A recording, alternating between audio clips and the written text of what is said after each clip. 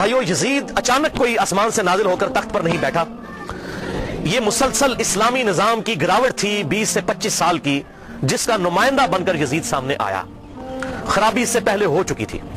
अब ये अलग से पूरा एक टॉपिक है, वो 50 अहादीस में कवर है। और अभी रिसेंटली मैंने 8 मुहर्रमुल हराम को एक लेक्चर रिकॉर्ड करवाया है, एसर नंबर 101, सही मसला खुरूज और फिक्र हुसैन हक परस्ती की अलामत है। उसमें मैंने ये सारी बातें खोलकर बयान की हैं। अल्हम्दुलिल्लाह, जिसे शौक हो तो वो लेक्चर देख सकता है।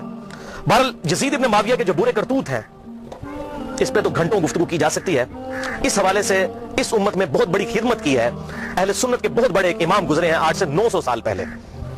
इमाम अब्दुर्रहमान बिन अली बिन मोहम्मद बिन अल जौजी अल मुतवफ़ा 597 हिजरी 597 हिजरी में फौत हुए। आज 1436 हिजरी है, 900 साल पहले। इन्होंने एक किताब लिखी और ये शेख अब्दुल कादिर जिलानी रहमतुल्लाह अलैह अल मुतवफ़ा 561 हिजरी के शागिर्द भी हैं, मुहद्दिस इब्न जौजी। इनको अहले सुन्नत कहलाने वाले तीनों ग्रोह अपना इमाम मानते हैं, बरेलवी, देवबंदी, सलफी यानी अहले हदीस, और अहले तशय्युअ भी इनको बड़ी कदर की निगाह से देखते हैं। मुहद्दिस इब्न जौजी को इनकी बहुत खिदमत है हदीस की फील्ड के एतबार से, हत्ता कि इमाम इब्न तैमिया और हाफिज इब्न कसीर और इस तरह के बड़े बड़े जो लोग हैं, जो खुसूसन अहले हदीस मकतब फिक्र के लोग जिनको बड़ा अपना इमाम मानते हैं, वो इनको बहुत इज्जत की निगाह से देखते थे और उनकी बड़ी तारीफें की हैं उन्होंने अपनी किताबों में, क्योंकि ये तो उनसे भी बहुत पहले गुजरे हैं। इनके जमाने में एक यजीदी था मौलवी, उसका नाम था अब्दुल मुगीज। उसने एक किताब लिखी कि यजीद को हमें बुरा नहीं कहना चाहिए, ये सब उसके ऊपर झूठे इल्जाम है। हत्ता कि बुखारी मुस्लिम में भी जो हदीसें आई हैं, उसने कहा ये बस इसी तरह, जिस तरह आज भी मुनकरीन हदीस है ना, वो बुखारी मुस्लिम की हदीसों कहते हैं, हम नहीं हदीसों को मानते, तो मुनकरीन हदीस हमेशा से रहे हैं। तो उसने वो हुकूमती मुल्ले होते हैं ना, हुकूमतों से पैसा लेके तो फतवे देते हैं, आज भी लोग देते हैं, तो उसने एक किताब लिखी अब्दुल मुगीस ने। तो उस वक्त मुहद्दिस इब्न जौजी मैदान में उतरे और उन्होंने ये किताब लिखी, अर्रद्दु अलल मुतअस्सिबिल अनीद अल मानिअ मिन ज़म्म यजीद। ये उस सरकश और जिद्दी का रद्द है जो यजीद की मजम्मत करने को बुरा समझता है। ये किताब का नाम उन्होंने रखा और फिर वो पोल खोले कि किसी का इन्होंने लिहाज नहीं किया और जो कर सकते थे इन्होंने किया। अल्हम्दुलिल्लाह, ये किताब इमाम इब्न तैमिया अल मुतवफ़ा 728 हिजरी, हाफिज इब्न कसीर अल मुतवफ़ा 774 हिजरी और बड़े बड़े अहले सुन्नत के आइम्मा ने इस किताब की बड़ी तारीफ की है, अपनी किताबों में लिखा। और अल बदाया वन नहाया तारीख इब्न कसीर में हाफिज इब्न कसीर ने इस किताब को मेंशन करके कहा कि इस किताब ने उम्मत का दिल ठंडा कर दिया है और बड़ी सही तरीके से पटाई की है यजीदी पार्टी की इब्न जौजी ने। ये इब्न कसीर ने लिखा और ये किताब अल्हम्दुलिल्लाह उर्दू तर्जमे के साथ शाया हो चुकी है। शाह नफीस एकेडमी लाहौर वालों ने, जो देवबंद मकतब फिक्र का एक इदारा है, उन्होंने इसका तर्जुमा शाया कर दिया है। हमारी वेबसाइट ahlesunnatpak.com पे इसका PDF मौजूद है, डाउनलोड भी आप कर सकते हैं।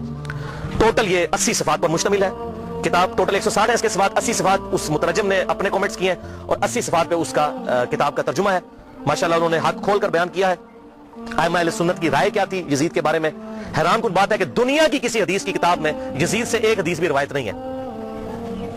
हजरत अबू बकर के बेटों की हदीसें बुखारी और मुस्लिम में है, हजरत उमर के बेटों की हदीसें बुखारी और मुस्लिम में है, हजरत अली के बेटों की हदीसें बुखारी और मुस्लिम में है, लेकिन यजीद की कोई रिवायत दुनिया की किसी किताब में मौजूद नहीं है। हालांकि इनके भी वालिद हजरत अमीर मुआविया रज़ी अल्लाह ताला अन्हु 40 साल तक मुसलमानों के हुक्मरान रहे हैं, 20 साल तक गवर्नर और फिर 20 साल बाद सुलह हसन के बाद हुकूमत संभाली, लेकिन किसी ने इनके बेटे से हदीस नहीं ली क्योंकि मजरूर रावी था। तो ये सारे अकवाल मुहद्दिसीन के उन्होंने जमा किए और मुहद्दिस जो होते हैं ना, वो बिल्कुल न्यूट्रल लोग होते हैं, वो हुकूमती मुल्ला नहीं होते हैं कि पैसे लेके फतवे दें। मुहद्दिस तो हक बात करता है, जो मजरूर रावी है वो मजरूर है। हत्ता कि आप बुखारी और मुस्लिम में यहां तक हजरत अली के बेटों की, हजरत अली के पोतों की, उनके पड़पोतों तक की हदीसें मौजूद हैं बुखारी और मुस्लिम के अंदर। इमाम बाकिर की हदीसें, इमाम जाफर की हदीसें, इमाम मूसा काजिम की हदीसें, इमाम अली रजा की हदीसें, इमाम ज़ैनुल आबिदीन की हदीसें, ये अहले सुन्नत के यहाँ आपको मिलेंगी। लेकिन यजीद की कोई हदीस नहीं आपको अहले सुन्नत की किसी किताब में नहीं मिलेगी। हालांकि वो उसके बाप सहाबी हैं, 40 साल तक मुसलमानों के हुक्मरान रहे, डोमिनेंट पर्सनैलिटी रहे। कोई एक रवायती मुहद्दिस ले लेता ना कि 40 साल में अपने बाप से कुछ सीखा होगा उन्होंने, कोई नहीं, क्योंकि वो कहते थे ये जालिम शख्स है, ये इस काबिल ही नहीं कि इससे हदीस ली जाए। वो अहमद बिन हंबल का कॉल मैं इंशाल्लाह बयान भी कर दूंगा इसमें। तो बहरहाल ये किताब PDF फॉर्म में अगर किसी को चाहिए हो तो मुझे ईमेल कर सकते हैं mirza_95@yahoo.com पे, मैं आपको ये भिजवा भी सकता हूं। भाइयों, आप सल्लल्लाहु अलैहि वसल्लम की वफात के 50 साल के बाद 60 हिजरी में हजरत अमीर मुआविया रज़ियल्लाहु ताला अन्हु फौत हुए और जाते जाते उन्होंने अपनी जिंदगी में ही मरने से 4 साल पहले ही अपने बेटे यजीद के लिए बैत लेना शुरू कर दी। सही बुखारी में आता है कि सहाबा इकराम सख्त खिलाफ थे कि आप ये क्या करने जा रहे हैं, उम्मत को किस डगर पे चलाकर जा रहे हैं, लेकिन तलवार के जोर पर अपने बेटे की बैत ली। सही बुखारी में मौजूद है। ये कहते हैं जी बैत कर ली थी, गन पॉइंट पे बैत की, तो बैत तो दिल ही मानने का नाम है। और मैं हजरत उमर का फतवा भी एंड पे बताऊंगा सही बुखारी से कि जो तलवार के जोर पर बैत हो उसको हजरत उमर कहते हैं बैत ही नहीं है। تو صحابہ کرام نے مخالفت کی, لیکن وہ جو معاملہ ہونا تھا وہ ہوا. وہ میں نے مسئلہ نمبر 101 میں ڈیٹیل کے ساتھ بیان کیا. آج ٹاپک کو میں چھیڑوں گا نہیں کیونکہ آلریڈی میں اس کو ایڈریس کر چکا ہوں. بہرحال اس حوالے سے صحیح بخاری میں انٹرنیشنل نمبر کے مطابق 120 نمبر حدیث ہے. حضرت ابو ہریرہ کہتے ہیں میں نے حضور صلی اللہ علیہ وسلم سے 2 پیالے لیے, ایک میں نے تمہارے سامنے ظاہر کر دیا, یعنی یہ جو شریعت کا علم ہے حدیث سے میں نے بیان کر دی, اور دوسرا پیالہ ایسا ہے اگر میں تمہیں بتاؤں تو تم میری شہرت کاٹ دو. ایسی باتیں مجھے حضور نے بتائی ہیں.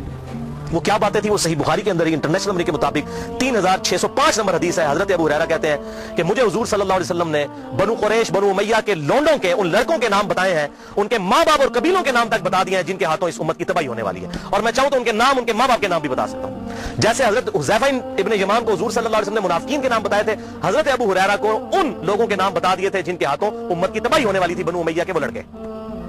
حتیٰ کہ اسی حدیث کے تحت فتح الباری میں امام ابن حجر اسقلانی رحمہ اللہ المتوفی 852 ہجری وہ لکھتے ہیں, اور بڑی انہوں نے اسناد مختلف کتابوں سے المصنف ابن ابی شیبہ سے باقی کتابوں سے جمع کی کہ حضرت ابو ہریرہ یہ دعا کیا کرتے تھے, اے اللہ مجھے 60 ہجری تک باقی نہ رکھنا اور لڑکوں کی حکومت سے پہلے موت دینا.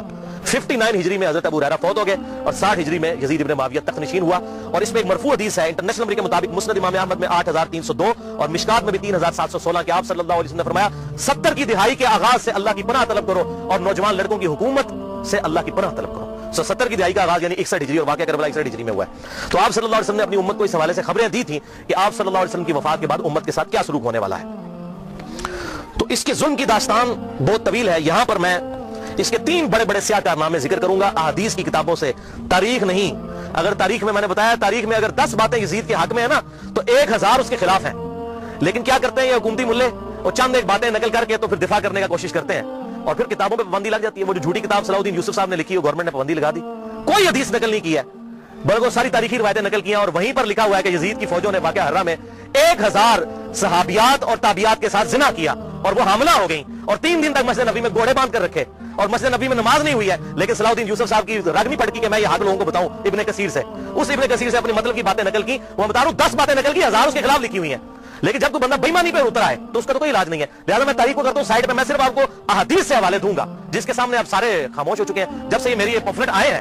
یہ واقعہ کربلا کا حقیقی پس منظر 50 صحیح الاسناد احادیث کی روشنی میں یہ والا پمفلٹ, اور یہ رافضیت ناسبیت اور یزیدیت کا تحقیقی جائزہ, یہ پمفلٹ میں نے ڈاکٹر ذاکر نائک کے خلاف لکھا تھا, انگلش کے اندر بھی اردو کے اندر بھی, اور ان کے ہم نے شاگرد پاکستان آئے ان کے ہاتھ میں یہ پمفلٹ پکڑائے کہ خدا کے لیے کہ آپ یہ کون سی وہ امام غزالی کی لکھی ہوئی تاریخ بیان کر رہے ہیں, ابن تیمیہ کی لکھی ہوئی تاریخ بیان کر رہے ہیں. خدا کے لیے حدیث کی کتابیں پڑھیں, بخاری اور مسلم پڑھیں, یا تو بخاری اور مسلم کو غلط کہتے ہیں منکرین حدیث بن جائے. یہ تاریخیں تو حکمرانوں نے لکھوائی ہوئی ہیں, با ادب با ملاحظہ ہوشیار لکھو ہم بڑے سخی تھے, ہم یہ تھے وہ تھے. تاریخیں تو حکمرانوں کی لکھوائی ہوئی ہیں.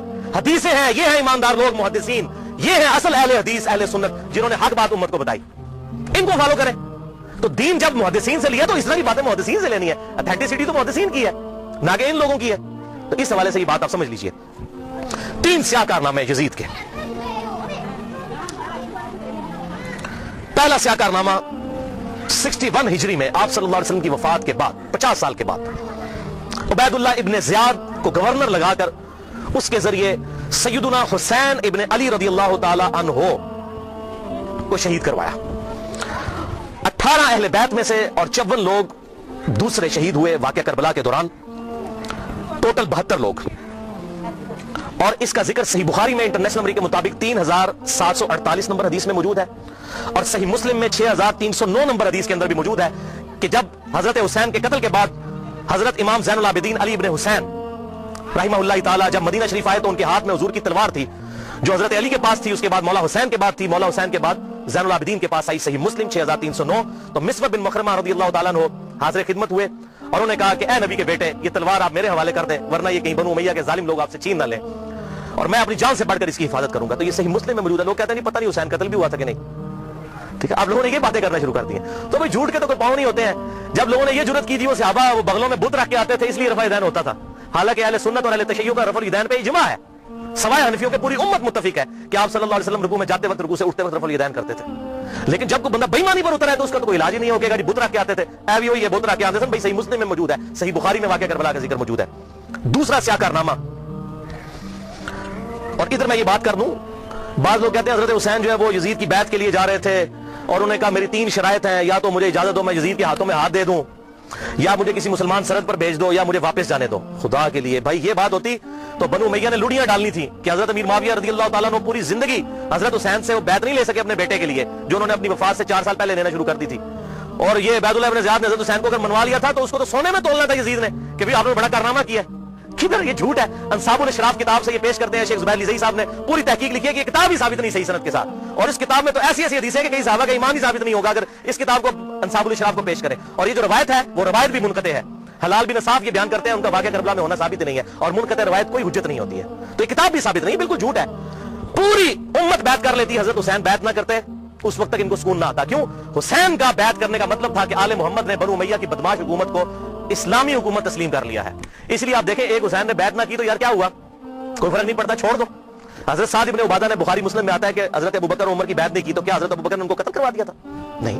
6 مہینے تک حضرت علی نے بھی بیعت نہیں کی, بخاری اور مسلم میں آتا ہے, کیا قتل کروا دیا؟ تو یہ بات کرنا بڑا آسان ہوتا ہے, ایسے معاملات ہوتے نہیں ہیں. حق بات وہی ہے جو کتابوں کے اندر لکھی ہے, باقی لوگ جتنی باتیں کرتے رہے وہ سب جھوٹی کہانیاں ہوتی ہیں. تو یہ دوسرا سیاہ کارنامہ یہ تھا کہ جب حضرت حسین کو شہید کیا گیا تو ظاہر امت میں کوہرام مچ گیا. تو جن لوگوں نے تلوار کے زور پر بیعت کی ہوئی تھی, دبے ہوئے تھے, وہ بھی میدان میں اترے. انہوں نے کہا کہ ہم یزید ابن معاویہ کی بیعت توڑ کے اس کو پھینک دیتے ہیں. سب سے پہلے اہل مدینہ نے بغاوت کی, اور صحیح مسلم میں کتاب الامارہ چیپٹر میں موجود ہے یہ چیز, امارت کے بیان والے چیپٹر میں صحیح مسلم کے اندر. اور جب بیعت توڑی تو ظاہر ہے کہ پھر یزید کو غصہ آیا, اس نے پھر فوج اپنی بھجوائی اور اس نے اہل مدینہ کے اوپر جو ہے وہ چڑھائی کر دی. 3 دن تک مدینہ رسول کو حلال ٹھہرا لیا کہ وہ حضرت عثمان غنی رضی اللہ تعالیٰ عنہ جنہوں نے شہادت گوارا کر لی لیکن مدینے میں اپنے دفاع میں تلوار نہیں اٹھنے دی کہ مدینہ رسول میں میری وجہ سے خون نہ گرے. اس یزید ظالم شخص نے مدینے پر حملہ کروایا اور قتل عام مسلمانوں کا کروایا. صحیح بخاری میں کتنی حدیثیں میں ان کے حوالے دے دیتا ہوں. صحیح بخاری میں 2604, 2959, 4024, 4906 یہ صحیح بخاری میں ہے. صحابہ کا قتل عام کروایا. یہ کہتے ہیں صحابہ کے گستاخ, اور جنہوں نے چمچے ہونے سب تو بڑے گستاخ ہو جے صحابہ تھے جنہوں نے صحابہ کو قتل کیتا جائے. گالی دینا چھوٹا جرم ہے, قتل کروانا بڑا جرم ہے. اور گالی بھی میں نے بتا دیا انہوں نے شروع کروائی ہوئی ہے. یہ ساری بدعتیں بنو امیہ کی شروع کی ہوئی ہیں, ممبروں پر حضرت علی پر لعنت کرنا اور صحابہ کو قتل کرنا. اور صحیح مسلم میں 3339, 3319, 3323 سے لے کر 3333 تک یہ 15-20 احادیث ہیں جن کا لب لباب یہ ہے کہ آپ صلی اللہ علیہ وسلم نے ارشاد فرمایا جس نے اہل مدینہ کو ڈرایا, اہل مدینہ کو دھمکایا یا مدینہ میں بدعت کو جاری کیا, مدینے والوں پر ظلم کیا, اس پر اللہ کی لعنت, اللہ کے فرشتوں کی لعنت اور تمام لعنت کرنے والوں کی لعنت. کہتے ہیں یزید پر لعنت نہ کریں. ہم کسی کلمہ گو اہل قبلہ کے اوپر لعنت کے قائل نہیں ہیں. آپ صلی اللہ علیہ وسلم نے ہمیں منع کیا ہے, لیکن اس کا یہ مطلب نہیں کہ وہ لعنت کا اہل نہیں ہے. لعنت خود بخود ہو جائے گی. قرآن میں آیا لعنت اللہ علی الکاذبین, جھوٹوں پر اللہ کی لعنت. آپ میرے سامنے واضح جھوٹ بولیں, میں آپ کو لعنتی پھر بھی نہیں کہہ سکتا, حالانکہ آپ لعنت کے مستحق ہو رہے ہوں گے. جھوٹ بول کے خود بخود مستحق ہوں گے لعنت کے. اسی طریقے سے سورہ محمد کی آیت نمبر 22 اور 23 میں آتا ہے جو لوگ فساد فی الارض کرتے ہیں, زمین میں قتل ناحق کرتے ہیں, ان پر اللہ تعالیٰ کی لعنت ہوتی ہے. تو قرآن میں لعنت آئی ہے ظالموں کے اوپر, تو ہمیں تو بھیجنے کی ضرورت ہی نہیں. خود بخود جسے فٹ اسے گفٹ, جو ایسا کام کرے گا وہ خود لعنت کا مستحق ہو جائے گا. ہم کیوں لعنت بھیجیں, وہ خود بخود لعنت کے مستحق ہو گیا. وَلِعَاذُ بِاللَّهِ تعالیٰ. اور اسی واقعہ, اس کو واقعہ حرہ کہتے ہیں جس میں اہل مدینہ کو لوٹا گیا, اور یہاں تک کہ حافظ ابن کثیر جو آخری درجے تک اہل شام کا دفاع کرتے ہیں لیکن یہاں پر وہ بھی تڑپ اٹھے اور انہوں نے کہا کہ یہ یزید نے جو ظلم ڈھایا, 1000 صحابیات اور تابعیات بغیر شادی کے حاملہ ٹھہری, زنا کیا یزید کی فوجوں نے. 3 دن تک مسجد نبی میں گھوڑے باندھے وہاں پر پیشاب کرتے رہے اور مسجد نبی میں نماز نہیں ہوئی. اور حتیٰ کہ پھر حافظ ابن کثیر تڑپ اٹھے جب مختار سخوی نے 22,000 قاتلین حسین کو ایک ایک لسٹ بنا کر قتل کیا, تو ابن کثیر کہتے ہیں کہ اس نے مسلمانوں کے دل ٹھنڈے کر دیے. ایک تو توابون کھڑے ہوئے 4000 کے قریب, لیکن وہ عبید اللہ ابن زیاد کا مقابلہ نہیں کر سکے. بعد میں مختار سخوی نے جس طریقے سے ان کو قتل کیا جو حضرت حسین کے خلاف کھڑے ہوئے تھے, اور آپ دیکھیں اس کا سرغنہ کون تھا, عمر ابن سعد ابن ابی وقاص, جنتی صحابی کا بیٹا. حضرت نوح علیہ السلام پیغمبر سے, بیٹا کیا نکلا کافر. نہیں صحابہ کی اولاد, اور بھی نبی کی اولاد سے بڑھ کر کون ہو سکتا ہے, حضرت نوح کا بیٹا کافر. تو اس کی وجہ سے حضرت نوح کو تو کوئی لعنت نہیں کر سکتا. اسی طریقے سے عمر ابن سعد جیسے سعد ابن ابی وقاص جنتی صحابی ہیں, ایک مجلس میں جن 10 صحابہ کو بشارت ملی ان میں یہ بھی شامل ہے, اور آخری وقت تک یہ حق کی آواز بلند کرتے رہے الحمدللہ. اور سعد ابن ابی وقاص میں صرف بیان کروں کس طرح وہ حضرت علی کے فضائل امیر معاویہ کے دور میں بیان کرتے تھے اور ڈنکے کی چوٹ پہ کرتے تھے, اور جو لوگ حضرت علی پر لعنت کرتے تھے ان کے وہ خلاف کھڑے ہوتے تھے. یہ پورا ایک ٹاپک ہے بخاری اور مسلم کے اندر, جو کبھی ٹائم ملا تو میں انشاءاللہ بیان کروں گا. لیکن بیٹا آگے دیکھیں کیا نکلا. اسی واقعہ حرہ پر امام احمد بن حنبل رحمۃ اللہ علیہ کا قول صحیح سند کے ساتھ اسی ابن جوزی کی کتاب میں موجود ہے, صفحہ نمبر 40 پہ, جو عربی میں نسخہ ہے, اردو میں آپ کو مل جائے گا. یہ امام احمد بن حنبل سے ان کے شاگرد نے پوچھا یزید ابن معاویہ کے بارے میں کہ کیا آپ یزید ابن معاویہ کے بارے میں آپ کا کیا خیال ہے. یہ میں آپ کو بتانے لگوں کہ اہل حدیث کا کیا موقف تھا. سب سے بڑے اہل حدیث اہل سنت امام احمد بن حنبل المتوفا 241 ہجری جو اہل سنت کے بڑے ائمہ ہیں، بخاری اور مسلم کے استاد ہیں. اور وہ کیا کہہ رہے ہیں؟ آپ حدیث میں کس کو لیتے ہیں کہ جی کس راوی پر بحث کرنی ہے؟ آپ کہتے ہیں یہ فلاں محدث اس کو ضعیف کہتا ہے. اب یہ سب سے بڑا امام اہل سنت کا کیا کہہ رہا ہے؟ وہ کہتے ہیں کہ یزید وہی ہے جس نے مدینے والوں کے ساتھ وہ کرتوت کیے جو اس نے کیے. شاگرد نے پوچھا یزید نے کیا کیا تھا؟ احمد بن حنبل نے فرمایا اس نے مدینے والوں کو لوٹا تھا. شاگرد نے پوچھا کیا ہم یزید سے حدیث بیان کر سکتے ہیں؟ احمد بن حنبل نے فرمایا یزید سے حدیث مت بیان کرو، اور کسی کے لیے یہ حلال ہی نہیں ہے کہ وہ یزید سے ایک حدیث بھی بیان کرے. پھر شاگرد نے پوچھا کہ جب یزید نے یہ حرکتیں کی تھیں تو کن لوگوں نے یزید کا ساتھ دیا تھا؟ تو احمد بن حنبل نے فرمایا اہل شام نے، یہ شامیوں نے یہ غلط کام کیا تھا جو یزید کے ساتھ مل کر اہل بیت کے ساتھ اور اہل مدینہ کے ساتھ ظلم ان پر ڈھایا تھا. یہ دوسرا کارنامہ. اور تیسرا سیاہ کارنامہ 64 ہجری میں اسی دوران حضرت عبداللہ ابن زبیر رضی اللہ تعالیٰ عنہ، یہ وہ صحابی ہیں جن کے بارے میں صحیح بخاری میں آتا ہے جب مسلمان ہجرت کر کے مدینہ شریف آئے تو یہودیوں نے کہا ہم نے مسلمانوں پر بندش کر دی ہے، ان کے گھر اب اولاد نہیں ہوگی. تو سب سے پہلے بیٹا پیدا ہوا حضرت ابو بکر کا نواسا عبداللہ ابن زبیر. حضرت عائشہ کی جو بہن تھی اسما بنت ابی بکر، ان کا بیٹا عبداللہ ابن زبیر. اور حضور نے اپنے مبارک ہاتھوں سے ان کو گٹی دی تھی کھجور چبا کر، صحیح بخاری میں آتا ہے. یہ وہ ہیں عبداللہ ابن زبیر صحابی. یہ بھی حضرت حسین کی طرح جن چند بڑے لوگوں نے بیعت نہیں کی. کون کون تھے ان میں؟ حضرت حسین ابن علی، علی کا بیٹا، حضرت عباس کا بیٹا عبداللہ ابن عباس، ابو بکر کا بیٹا عبد الرحمن بن ابی بکر، اور زبیر کا بیٹا ابن زبیر عبداللہ ابن زبیر. تو یہ نمائندہ شخصیات ہی سامنے آتی ہیں نا. مجھے بتائیں آج اگر زرداری اور نواز شریف مل کے عمران خان کی بیعت کر لیں تو کیا یہ دو بندوں کی بیعت ہوگی؟ پوری پارٹی کی. یا عمران خان اور زرداری مل کے نواز شریف کی کر لیں، یا عمران خان اور نواز شریف مل کے زرداری کی بیعت کر لیں تو کیا یہ دو بندوں کی بیعت ہوگی؟ پوری پارٹی. وہ کہتے ہیں صاحب نے بیعت کر لی تھی. اور بھائی نمائندہ شخصیات تو امت کی یہی تھی نا، باقی تو سارے بیچارے اسی طرح ہوتے ہیں. حسین تو نہیں روزانہ ماما جمنی. حسین بننا سوکھا ہے. آپ نے بخاری میں حضرت ابو ہریرہ کا قول سن لیا کہ وہ کہتے ہیں مجھے ڈر ہے میں ان لوگوں کے نام بتاؤں تو مجھے قتل کر دو. تو انہوں نے اپنی جان بچائی. جان بچانا بھی فرض ہے، لیکن اعلیٰ ترین درجہ یہ ہے جو صحیح مسلم میں حدیث ہے، انٹرنیشنل کے مطابق 177 نمبر حدیث صحیح مسلم کتاب الایمان میں، کہ برائی جب دیکھو تو ہاتھ سے روکو. ہاتھ سے نہیں روک سکتے، زبان سے، نہیں تو کم از کم دل میں برا جانو. لیکن ذالک اضعف الایمان، یہ ایمان کا سب سے لوئسٹ درجہ ہے. تو حضرت حسین لوئسٹ درجے پر تو نہیں تھے بھائی. جس کے جینز پروفٹ کے جینز ہوں، جس کا بلڈ اور خون نبی کا خون ہو، وہ لوئسٹ درجے پر ایمان رکھے گا؟ وہ تو آگے بڑھ کر باطل کا مقابلہ کرے گا. یہی وجہ ہے کہ حضرت حسین جو ہے انہوں کو یہ ٹائٹل ملنا تھا. اور یہ بھی آپ بات یاد رکھیں حضرت حسین نے حضور کی زندگی میں کیا کارنامہ کیا ہے. 6.5 سال عمر تھی، حضور صلی اللہ علیہ وسلم کی وفات ہو گئی. کارنامہ کرنا تھا. اسلام تقوی کی بنیاد پہ کسی کو ٹائٹل دیتا ہے، ان اکرمکم عند اللہ اتقاکم. حضرت حسین نے کون سا کارنامہ کیا تھا؟ کارنامہ بھائی کرنا تھا.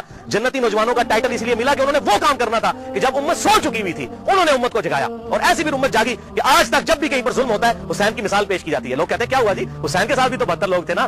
اگر ہم تھوڑے ہیں، سورہ نحل میں آیا کہ ابراہیم علیہ السلام اکیلے ہی پوری امت ہے. حق تھوڑا ہو، حق حق ہے، باطل باطل ہے، چاہے وہ کثرت میں کتنا ہی زیادہ ہو. ٹھیک ہے، تو یہ بات آپ سمجھیے اس حوالے سے. تو عبداللہ ابن زبیر نے بھی بغاوت کی. انہوں نے حجاز، مکہ، مدینہ اور پورے ایریے پر انہوں نے اپنی خلافت قائم کر لی اور یزید صرف شام تک رہ گیا. تو پھر یزید نے عبداللہ ابن زبیر رضی اللہ تعالیٰ عنہ کو قتل کرنے کے لیے اور ان کی حکومت کو ختم کرنے کے لیے جو خلافت تھی اپنے گورنروں کو بھیجا، سپہ سالاروں کو بھیجا. 64 ہجری کا یہ واقعہ ہے. اور یہ صحیح مسلم میں انٹرنیشنل نمبر کے مطابق 3245 صحیح مسلم 3245 نمبر حدیث ہے کہ ابن زبیر پر جب حملہ کیا اس دوران خانہ کعبہ کو منجنیق سے پتھراؤ کیا گیا، غلاف کعبہ بھی جل گیا. 3245 صحیح مسلم. یہ کرتوت ہے. کہتے ہیں جی وہ تو یہ تھے جنتی تھے. وہ بھی میں بول کھولنا کہ پاس جنتی سی ہو. صحیح مسلم 3245 خانہ کعبہ کو جلا دیا. لیکن پھر اس دوران پہلے واقعہ کربلا، اس کے بعد واقعہ ہرا ہوا، اور پھر ابن زبیر پہ جب حملہ کیا اسی دوران یزید مر گیا 64 ہجری کے اندر. جب مرا تو پھر ابن زبیر نے اسی جنگ کے دوران وہ مر گیا. ابن زبیر نے کہا کہ جاؤ اپنے شیطان کی خبر لو، مر گیا. تو پھر اس کی فوج تتر بتر ہو گئی. پھر 9 سال تک خلیفہ رہے اس پورے ایریے کے اوپر عبداللہ ابن زبیر. پھر جب عبد الملک بن مروان کے مرنے کے بعد بنا، اس نے پھر حجاج ابن یوسف کو بھیجا. پھر دوبارہ خانہ کعبہ پر حملہ ہوا اور وہ بھی صحیح مسلم 6496 نمبر حدیث میں موجود ہے. پھر ابن زبیر کو حجاج ابن یوسف نے، جو اسی بنو امیہ کی باقیات تھی، اس نے قتل کر کے خانہ کعبہ کے دروازے پہ ان کی لاش، صحابی رسول کی لاش لٹکائی 1 ہفتے تک کے لیے. صحیح مسلم 6496. ابن زبیر کو 74 ہجری کے اندر شہید کر دیا گیا. یہ بھی انہی کا کارنامہ تھا. اب یہاں پر میں کسی محدث کا فتویٰ، کسی محقق کا فتویٰ، کسی حکومتی ملے کا فتویٰ، کسی روزی روٹی چلانے والا دین سے اس کا فتویٰ نہیں، امیر المؤمنین سیدنا عمر ابن خطاب رضی اللہ تعالیٰ عنہ کا فتویٰ صحیح بخاری سے پیش کرنے لگا ہوں. انٹرنیشنل نمبر کے مطابق صحیح بخاری میں 6830 سیدنا عمر کا جب آخری حج تھا تو آپ کو کسی نے آ کر خبر دی، اس کے بعد آپ شہید ہو گئے، کہ لوگوں میں یہ چیما گوئیاں ہیں کہ جب عمر بڑھ جائے گا تو ہم فلاں شخص کو اپنا خلیفہ بنا لیں گے، خود ہی چن لیں گے. اب یہ فلاں کون ہے اس کو تلاش کرنا. یہ فلاں کون تھا خلافت کا لالچی؟ یہ آپ کے لیے اسائنمنٹ ہے, فلاں شخص کی ہم بیعت کر لیں گے. حضرت عمر کو اتنا غصہ آیا کہ مسلمانوں کے مشورے کے بغیر. صحیح بخاری 6830, بڑی لمبی حدیث ہے. حضرت عمر فاروق رضی اللہ تعالیٰ ممبر پر چڑھے اور ابن عباس کہتے ہیں کہ میرا گھٹنا جو ہے نا وہ بالکل ممبر کے ساتھ ٹچ تھا جب میں نے یہ حضرت عمر کا خطبہ خود سنا.